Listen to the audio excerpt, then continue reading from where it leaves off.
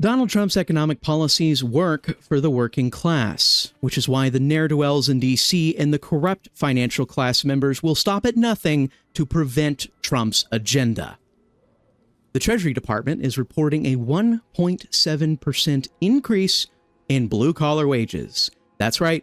For 50 long years since Nixon's presidency, we have seen negative wage growth in the blue-collar sector, and now that has been reversed, the only exception being Donald Trump's first term as president.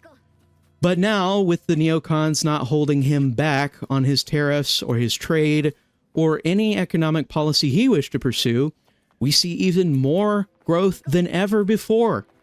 It's great, it's fantastic, and you can tell why it's happening if you're paying attention. Trump is doing everything at every corner to preserve working jobs in this country, not letting them go offshore. He's getting trillions upon trillions of dollars of investment into the country. He signed several executive orders to allow energy to flourish in this country, which decreases the cost of your goods as well as the business producers. At the end of the day, it seems common sense that wages would go up even before we get into the trade deals and tariffs. And it makes you wonder why this was such an inescapable reality that we were trapped in with everybody else. And if you think long enough about it and understand the incentives, it should make you angry. And the reason is because everybody in DC is tied to the financial class that benefits tremendously from a betrayal of the heart of this country. Yes, the people that make the businesses, that pay for the businesses, that invest in the businesses, those members and the people they lobby in DC made immense amounts of money off of sacrificing your jobs, your wages, for cheap foreign labor. Donald J. Trump, however, has enabled this country to not only have tremendous job growth month after month in his presidency, but to have those jobs go to actual American citizens of every stripe and creed. Foreign work, however, is decreasing, depleting. They're leaving the country. 1 million so far reported in the first 4 or 5 months of the presidency. Going forward, it looks as though native citizens will be getting jobs the next 4 years, and foreign workers will be leaving, which means that your wages go up, the cost of housing and goods goes down, the cost of your gas goes down, everything becomes livable. And the blue collar out of any stripe of this country needs it the most. When you consider that they have been losing wages or not growing at all for half a century, it makes sense how they went from being able to afford a 2-story home with a swimming pool in the back to maybe a couple months of rent in a dirty ditch. And when that image comes across your mind, when you see everything that the middle class has been put through in this country, it makes sense that we're dysfunctional and unhealthy. The founding of this country was a place where anybody that wasn't a bum could get a house. If you worked hard, made your wage, and went your way, it didn't matter if you were the lowliest scag or if you were a high member of society. Everyone was able to get property. And we had people come here specifically for high-skill economic projects. We had workers come over here for centuries that were not here to try and be a, beautiful new land, the shining city on the hill. No, those were the Puritans. The stock of this country was actually workers. So it makes a lot of sense when a country built by aristocrats and workers working together to make more money than the British Empire actually ended up making a system that benefits the most when you treat those two classes well. That's how the system has been geared, and as many changes as we've gone through between then and now, it still holds true. I firmly believe that the capacity of the average American to own a home is one of the most important aspects, economic metrics, that affects the success of the country as a whole. I think this is due to the effect of monarchy. And before you freak out, I'm just getting a little philosophical. I'm talking about your family. Hold on. individual monarchy across the country. We have no king ruling over us in a republic. And so every little home, man, woman, and child, is their own little kingdom, and the kingdom must grow.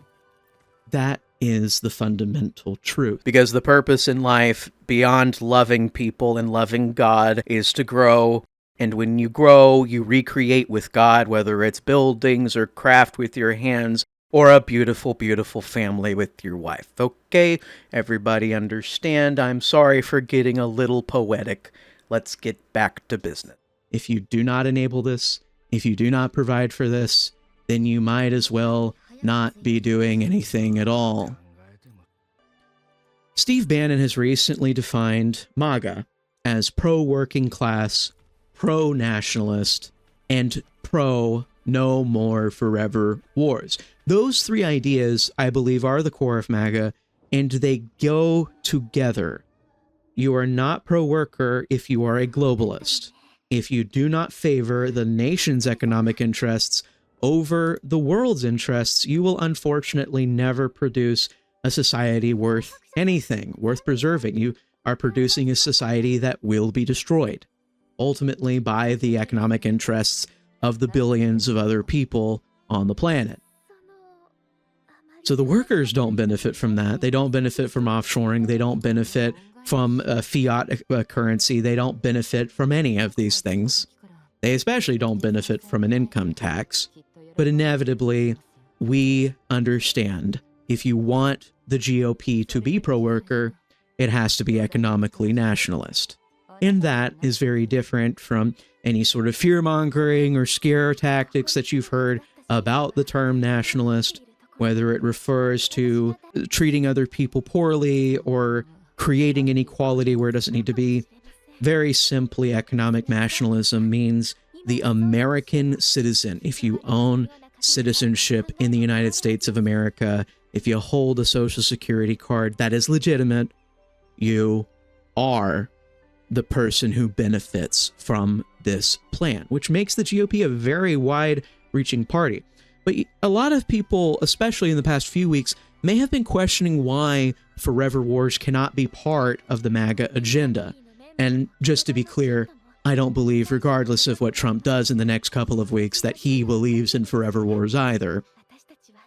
Forever wars can't be parts of the MAGA agenda because every aspect of forever wars not only enables globalism to supersede nationalism, but also enables the immense suffering of those in the middle and lower middle class. We have seen through the Iraq War, through Afghanistan, how these deployments hollow out communities. We have seen people without essential father figures, brother figures in their lives have their entire reality destroyed. We have seen drug overdose and addiction get into these communities and render them hollow. And this is not something exclusive to the Midwest. It's just most represented there. It impacts every walk of life. As long as you don't live in an ivory tower gated community, very, very far away from the foreigners, you understand that this is a severe problem. It's what Trump ran on. It's what Trump won on. And these issues cannot be removed from each other. Immigration, economics, these have to work together with Trump's trade deals, with Trump's tariffs, with all of these pro-worker, pro-American business policies to reinvigorate, restore the American dream, and allow all of us to live in a prosperous nation. Even if you are not a member of the blue-collar working class or of the middle class, if you're upper middle or if you're upper class, you will inevitably benefit from what we are doing because the culture will improve, assimilation will improve, integration will improve, every aspect of your life will improve, and maybe you'll actually want to live and work in those places outside of your little gated community that you live in because you're avoiding all of us. And again, understand that this is something that not everybody inherently, intuitively gets. We have to help the rest of the country, the 70, 80% of people that benefit from these policies understand why the policies benefit them, why their streets are safer, why we prefer law and order to anarcho-tyranny, as we saw in the LA riots in California. By the way, little side story, California is trying to make it law to dox police members. They have to wear a mask and a name tag. Well, and this goes for, I believe, ICE enforcement as well. I think it's just for general police and law enforcement in California. They will have no cops in California. Whoever is forced to wear masks and wear their name tags, they will quit. You will have no law and order. You will have very reluctant social workers and nothing else. That's what I envisioned for the future of California. And as we all understand, that is a society preparing to collapse on itself. So we will decide that is ridiculous, that is not the way to run a country, and we will choose law and order. And law and order goes hand in hand with immigration. Immigration goes hand in hand with economic nationalism. Economic nationalism goes hand in hand with no forever wars. When we destabilize countries outside of the United States with large populations, say 90 to 100 million, we inevitably create refugee crises that the left then imposes as moral imperatives on all of us. Well, you caused this war. You caused this civil war. It doesn't matter if you're not participating in it. Now you have to take in all of our migrants. You will hear this over and over and over again if we make the wrong choice in the next couple of weeks. Now, that doesn't mean anything in regards to whether or not Donald Trump is the only solution in this country. He really is. But inevitably, you have to understand that the destabilization you will see in both the economy and in the migrant crisis that precedes a civil war in a large foreign country that we destabilize will ruin domestic policy. Now, that I've had that ramble, I'm sure that you're pretty done of listening to me, but inevitably, I want you to understand these basic points. I think they're really important. MAGA is those three corners. It's not isolationism. It's not pacifism. It's not even necessarily non-interventionism at this stage. It may become non-interventionism later on, but considering the potential conflicts we will see in the South China Sea going forward, I expect us to have a hawkish tone to ourselves, depending on what it is. And you may be asking, when do you decide if something is in the interests of America to intervene? Why do you want to intervene in China and in the South China Sea, but you don't want to intervene in other conflicts? It's actually rather quite simple. When we have a distinct interest that benefits the average American citizen, we will intervene.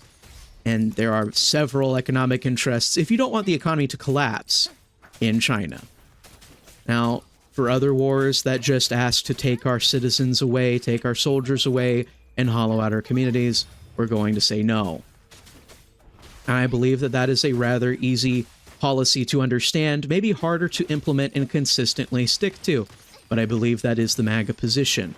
If we're clear on that, we're clear on what MAGA is, regardless of what happens.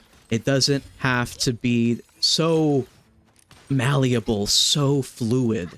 We all understand that we're sick and tired of ideologues pushing their way around in DC and never getting anything done.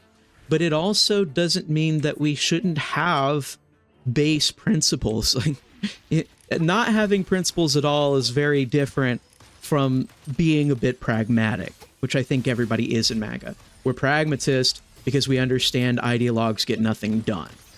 And you still have to have some sort of value system, and I think prioritizing the interest of the American citizen, both economically and in terms of their humanity when you're trying to ship them off to another war, those are the things that we have to care about. Well, it's like Jesus said, "Blessed are the peacemakers, and blessed are you who helped save our country last November." God bless you, God bless this country, and Godspeed to all of you.